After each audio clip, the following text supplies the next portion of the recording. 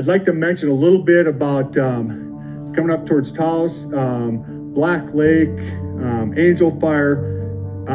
There's the possibility, this fire's got enough energy, there's a possibility with the models that we're running that those areas are going to see fire. So just be heads up, be aware, keep listening to these meetings. There is a possibility that we could be somewhere up in this area with the amount of energy this fire has and looking at the models that we are running. So.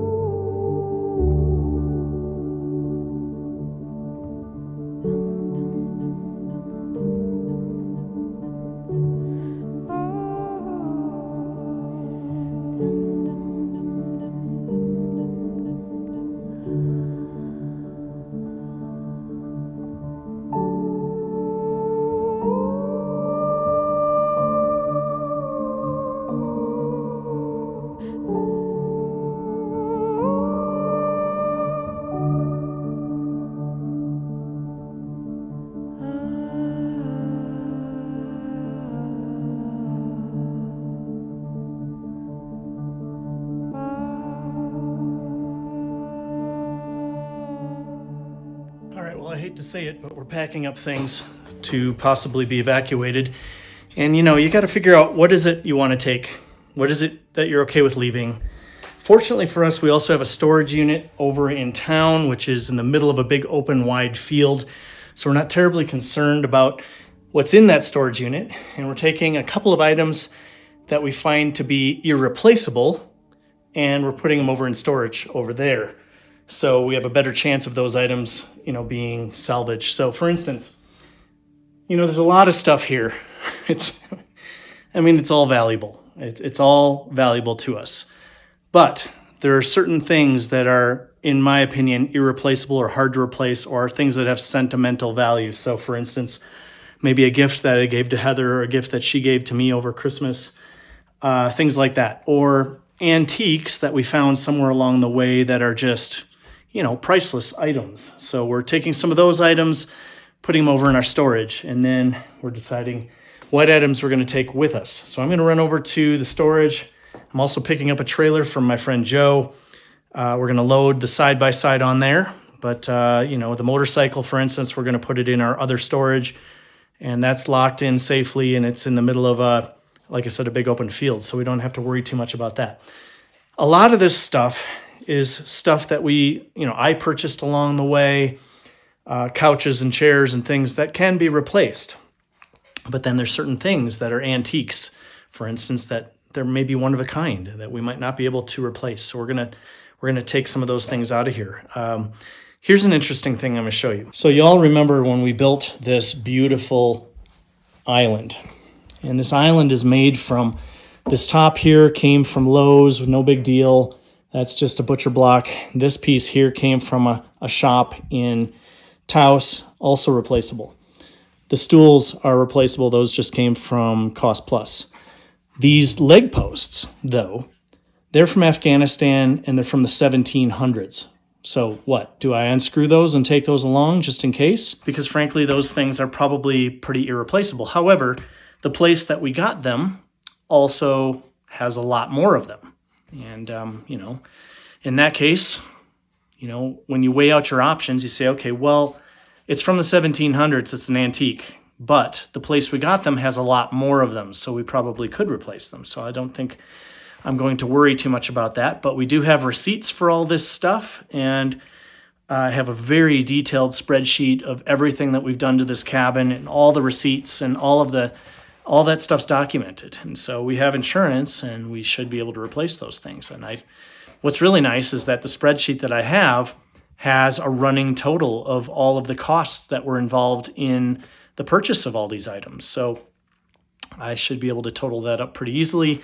And then, of course, multiply that by the number of times more expensive that materials cost, for instance, and hopefully come to a number in the event that we have a total loss.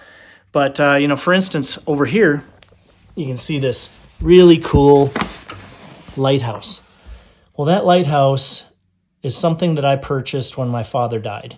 My dad was in love with lighthouses, and he used to tool around and go check out all the lighthouses along the Great Lakes. And so after his death in 1998, I purchased that lighthouse, and that lighthouse represents my dad. So of course I'm going to take that out of here and put it somewhere safe. So that's kind of the stuff we're dealing with right now. We are only in ready status, but we've had a couple of neighbors come by and suggest that we might be evacuated out of here a lot sooner than we expect. So we're doing what we can right now to get things together and be prepared. And just for a little bit of reality check for you, in the last hour or two, I don't know if you can see it or not, but our deck is completely covered in ash. And if you look up at the sky in our trees, it looks almost completely surreal. All of that up in the sky is smoke. The trees, you probably can't see it on screen, but they look look fake. They almost look like one of those model train towns, and they just don't even look real. But this is the reality. The reality is that there's a fire coming our way, and who knows what's going to happen, whether it's going to be an issue or it's not going to be an issue, so we'll see. All right, well, here we go. I'm running over to storage to drop some things off. Got to pick up some luggage, and gosh, what else did I have to go over there and pick up? Definitely need to get some luggage, and I think there was a couple of other little things. Anyway, I'm going to drop this stuff off over there, then I got to stop by my friend Joe's house. He's going to let me use his small 10-foot flatbed trailer, and I'm going to load the side-by-side on there, and we'll be starting to work toward getting things ready to go.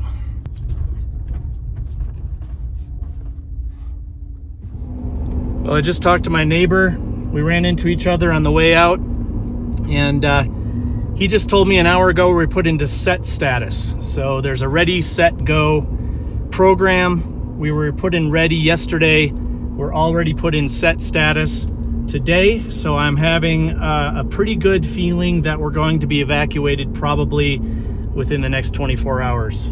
It's not good, but we'll see where things go.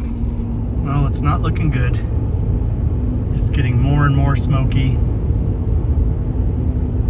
If you look across over there, there's a whole mountain range right there. You can't even see it.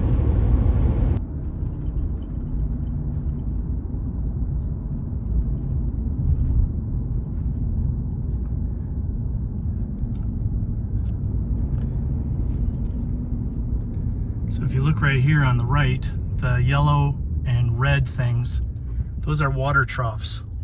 Those were put up just recently. You would think those are for livestock. They might be, but primarily I think they're for forest fire fighters to get their water and refill and do things like that. So those were set up yesterday. That of course suggests that we're getting closer to something happening. We'll see. Still could be a close call. Well, I think we got most everything loaded up. We got all of our camping gear back here. We've got 120 days of emergency food. We've got tons of jugs of water.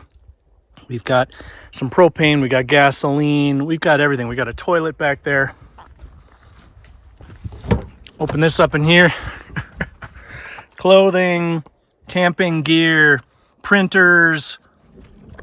Well, because I got to keep my business going. And if people buy things off of our website, I need to be able to ship them things. And I've got a lot of those things that I keep in inventory right here.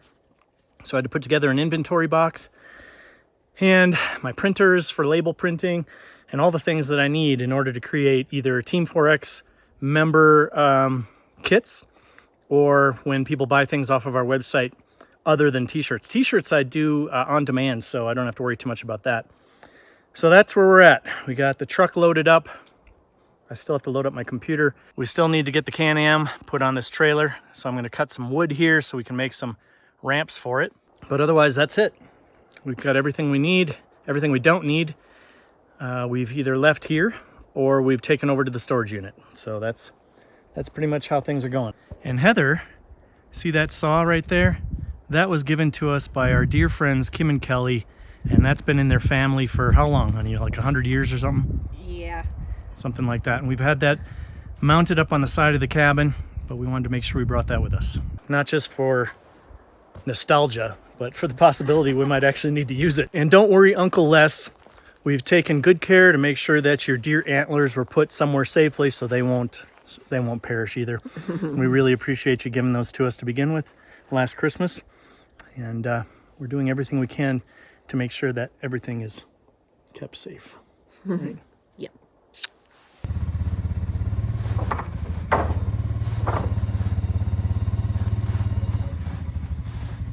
How's it looking? Are we even sure this thing's gonna fit? Nope.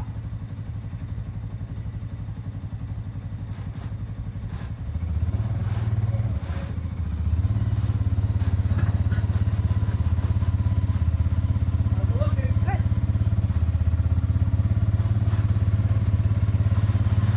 Good.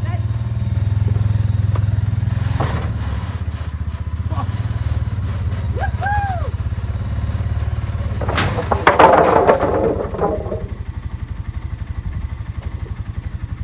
We did it.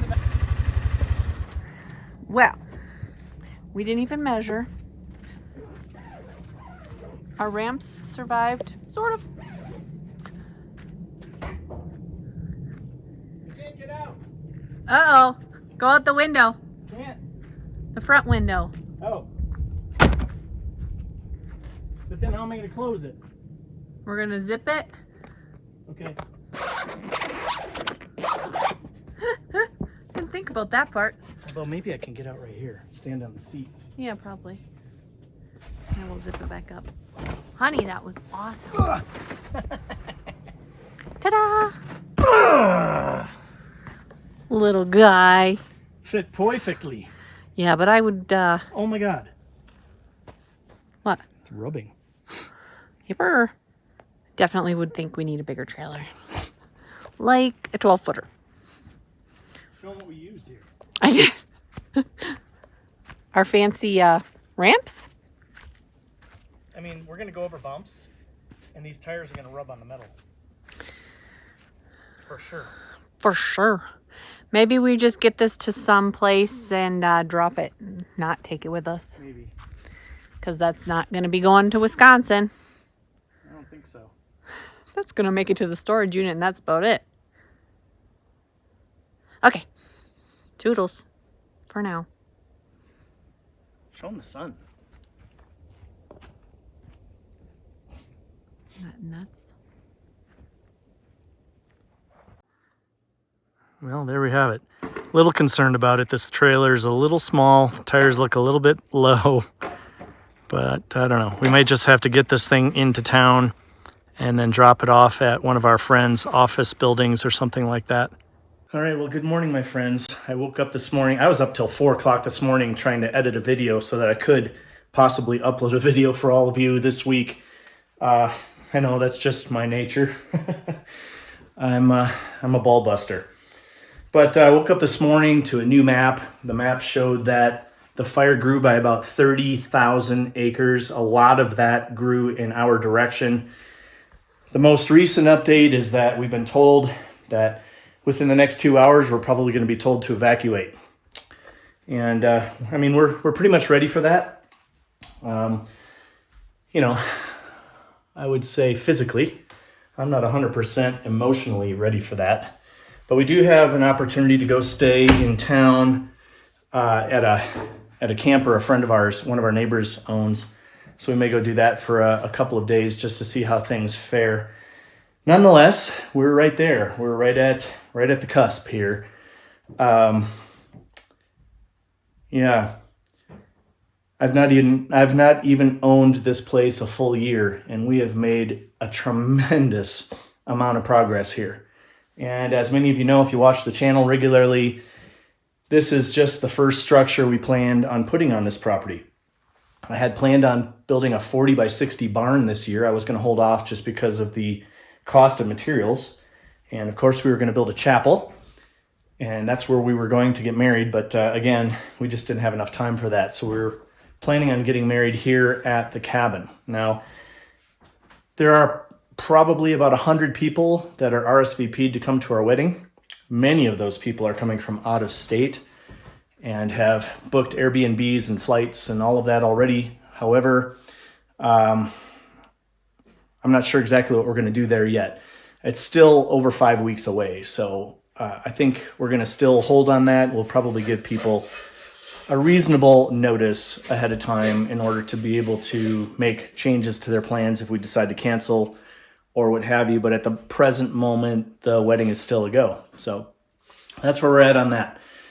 Anyway, as I've mentioned, we've taken all of our valuables out of the cabin, and we've either got them with us or we've put them somewhere else off of our property altogether. So the only things left in our property are things that, we do care for, and we don't want to see anything happen to them. But if something were to happen to them, it is what it is. And that goes for looting as well. I mean, there's people out there who follow these fires, and they've been breaking into homes and stealing things. And that's just, of course, that's not okay. They'll have to pay the price for that later on in life. But, that's where insurance coverage comes into play. So that's where we're at. Well, we were fortunate enough to get a bigger trailer for the side-by-side. I was a little concerned that this trailer was too small, just seeing how things were pressed down here. But my very, very good buddy, best friend here in Angel Fire, Damon LeBlanc, told us we could use this trailer for as long as we want. So I backed up. We're going to just drive this sucker right off the back onto that trailer. So let's give that a whirl. This other trailer came from our good buddy Joe that helped us work on this cabin. I am forever grateful to you, Joe, for everything you've taught us. And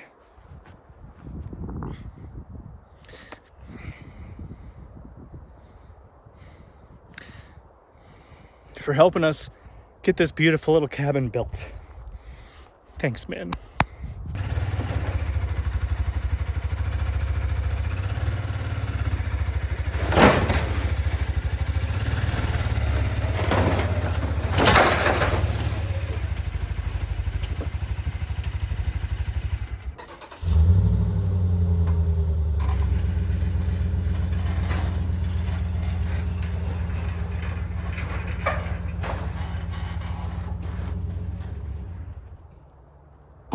All right, so I turned it around.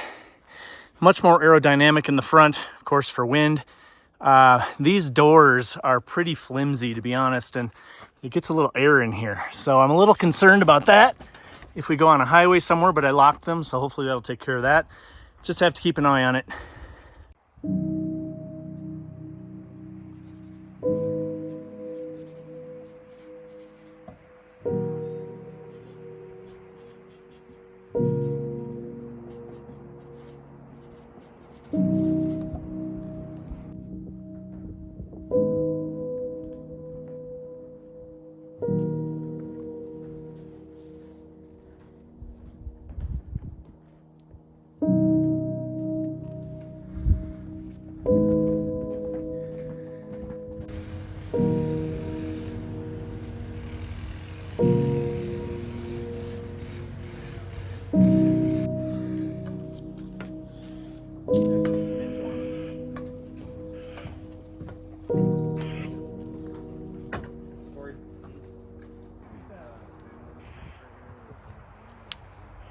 Well, this is interesting. So this is a crew that was apparently sent out here by our insurance company, and their job is to assess our property to make sure that it is fire safe. Now, I have put a good perimeter around here, but they also have weed whackers, and they're going to be handling kind of some of those initiatives. I think they even assess whether or not we need sprinklers or whatever. So pretty interesting.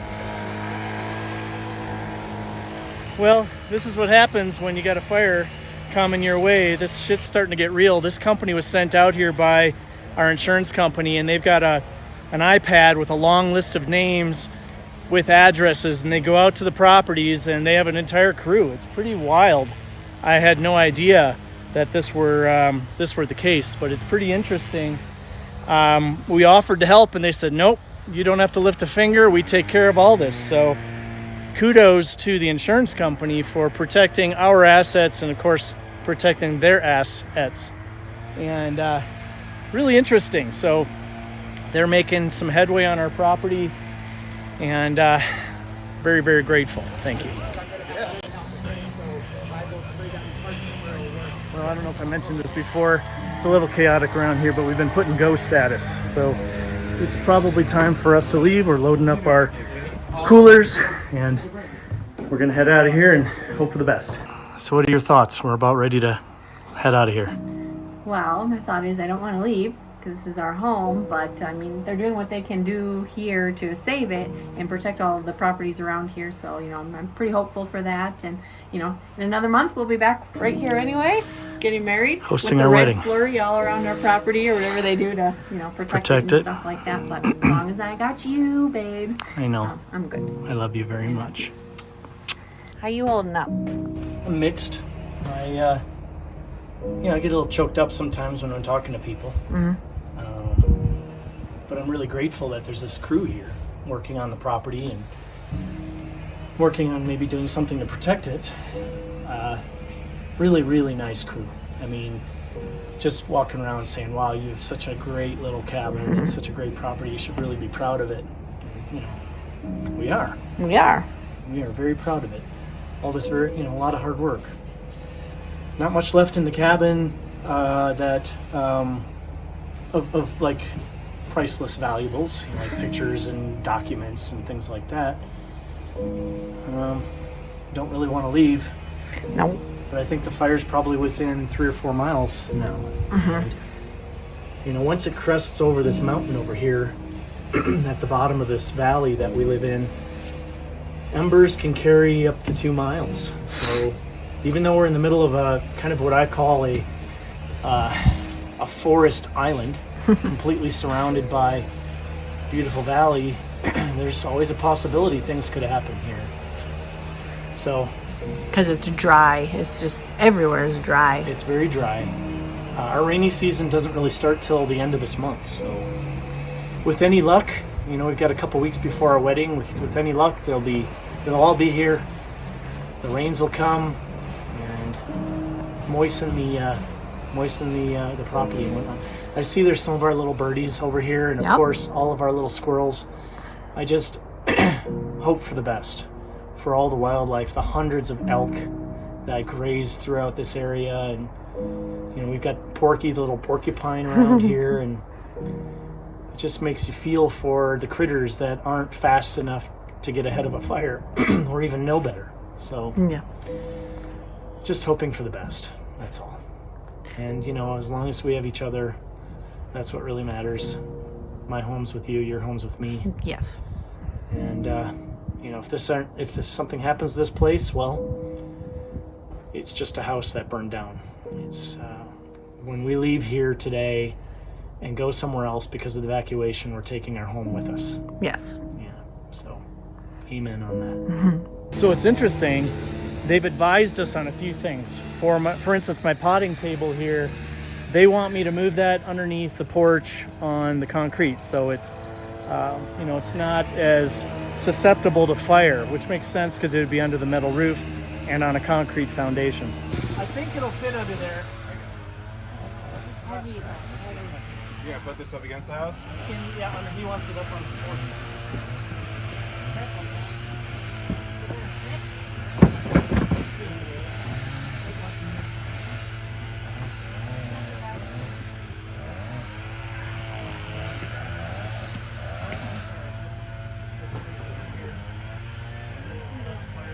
Still intact? Yeah, we're good.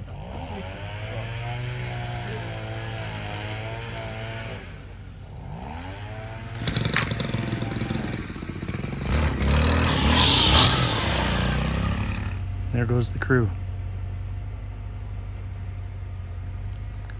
All good guys. All right, well, here we go. Got everything. What about your, don't you want your sweater? My grandma's sweater? Yeah, you want to grab your grandma's sweater? No, it's okay. No? Okay. It'll be here when I get back, when we get home. Locked? It's locked. All right. See that right there?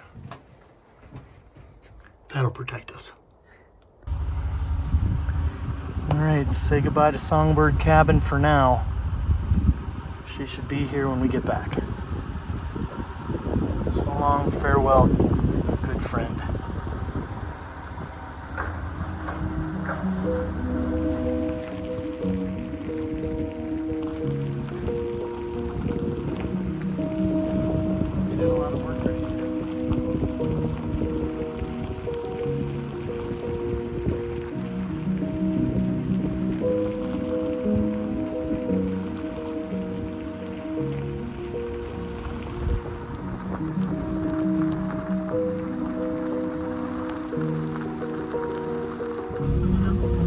Rough times. Rough times. Looks like there's roadblocks up. State police.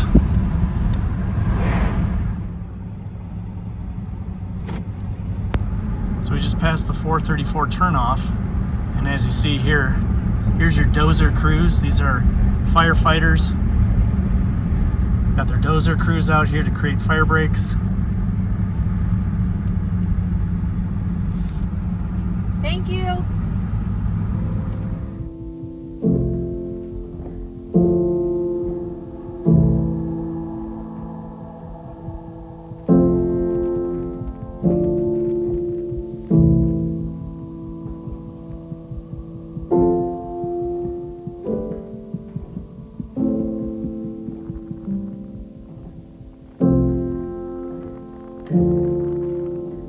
All right, so I wanted to point out a couple of interesting things that we've just discovered so far. First of all, we were talking to a gentleman that said that he keeps his emergency cash in a safety deposit box at the bank, which is an interesting idea. I mean, it definitely helps protect it from, let's say a house fire or something like that. But interestingly enough, the post office, the grocery stores, the realtors, everybody's open today, but all the banks are closed.